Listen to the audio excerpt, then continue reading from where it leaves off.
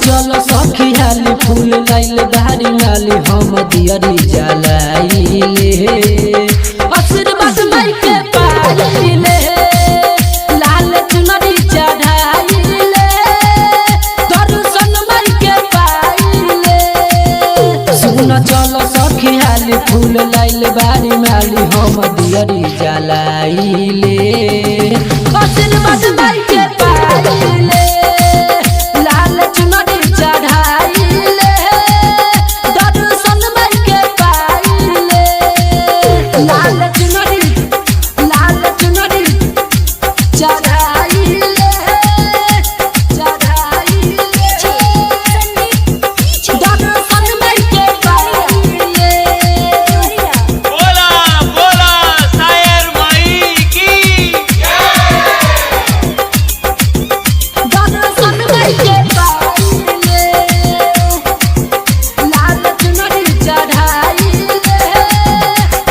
जब हम मंदिर में जाइले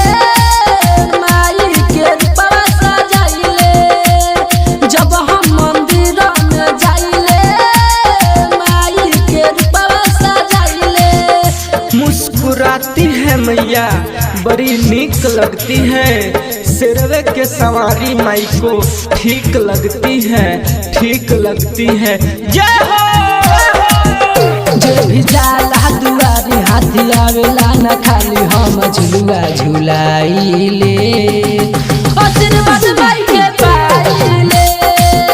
लाल चुनरी चढ़ाइले दर्शन माई के पाइले लाल चुनरी चढ़ाइले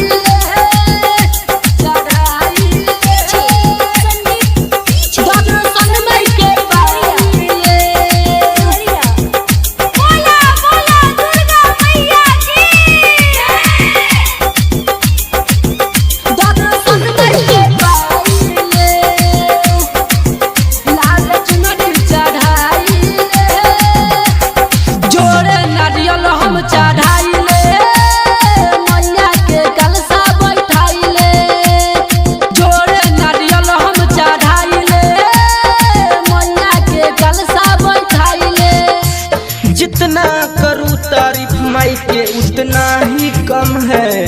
मुन्ना चंदन भक्ति में मगन है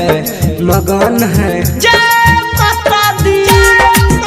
जाके राइटर सोखर साजन संवरिया के गाना बजाइले आशीर्वाद माई के पाइले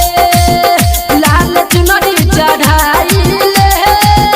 दर्शन माई के पाइले माँ कामनी डिजिटल रिकॉर्डिंग स्टूडियो पकड़ी दिया।